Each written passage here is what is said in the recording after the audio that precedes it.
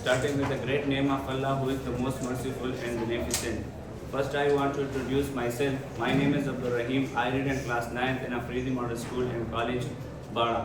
Now, today my topic is mitochondria. So we will discuss about mitochondria and about its composition and about its function.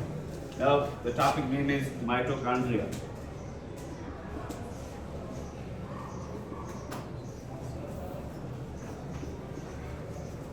What is mitochondria? Mitochondria, it is a double membrane bounded organelle. ये हमारे पास double membrane bounded organelle है और इसको first जो जिसने देखा है वो साइंटिस्ट का नाम है केलिकर एंड 1850, जो कि 1850 ईस्वी में उसने केलिकर उसने उसको फाउंड किया था, उसको देख लिया था। ये हमारे पास डबल मेम्ब्रेन ऑर्गेनेली है और ये हमारे पास यूकैरियोटिक सेल में मतलब पाया जाता है और उसमें मौजूद होता है। It is called powerhouse of cell. हम इसको पावर हाउस ऑफ सेल भी कहते हैं क्योंकि ये हमारे पास सेल को एनर्जी प्रोवाइड कर देते हैं। तो इसके हम मज़ीद डिस्कशन हम उस फंक्शन में करते हैं। तो अब हम इसकी कंपोजिशन की तरफ आते हैं कि इसकी कंपोजिशन क्या है। कंपोजिशन इसकी हमारे पास आपको इस डायग्राम में आपको शो हो रहा है कि mitochondria contain two membrane. Mitochondria हमारे पास मौजूद होता है टू मेम्ब्रेन, एक होता है आउटर मेम्ब्रेन और दूसरा होता है इनर मेम्ब्रेन। जैसा कि आप डायग्राम में देख सकते हैं कि हमारे पास आउटर मेम्ब्रेन है जो कि हमारे पास स्मूथ है। यहाँ पर मैंने लिखे आउटर मेम्ब्रेन इज स्मूथ, ये हमारे पास स्मूथ होता है और ओवल शेप में होता है। दूसरा हमारे पास है इनर मेम्ब्रेन एज एनफोल्डिंग कॉल्ड क्रिस्टाई। ये हमारे पास ये जो फोल्ड शेप में है, जो एनफोल्डिंग है, ये हमारे पास इनर मेम्ब्रेन है, इसको हम बोलते हैं क्रिस्टाई। इसके बाद हमारे पास ये जो माइटोकॉन्ड्रिया है, ये हमारे पास proteins, lipids, RNA and DNA से मेड अप होता है।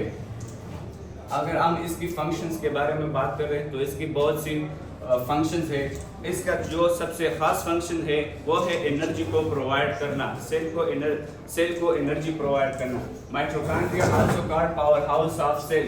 जैसा कि मैंने आपको पहले बताया कि माइटोकॉन्ड्रिया हमारे पास सेल को एनर्जी प्रोवाइड कर देता है। ये क्यों? ये इस वजह से because it provides energy to the cell in the form of ATP. ये हमारे पास एटीपी फॉर्म में हमारे पास एनर्जी को प्रोवाइड कर देता है।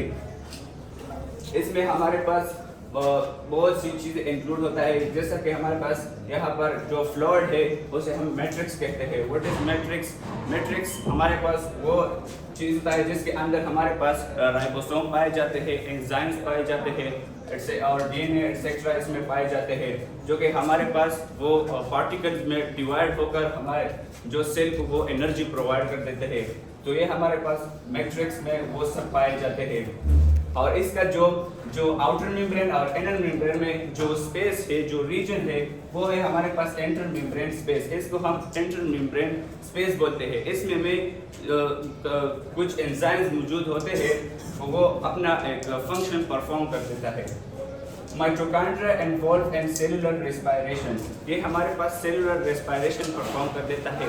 सेलुलर रेस्पिरेशन मतलब कि जो खुराक सेल को मतलब दे चुका है, वो हमारे पास पार्टिकल्स में डिवाइड होकर वो इससे एनर्जी हासिल कर देता है। तो इसमें हमारे पास सेलुलर रेस्पिरेशन होता है।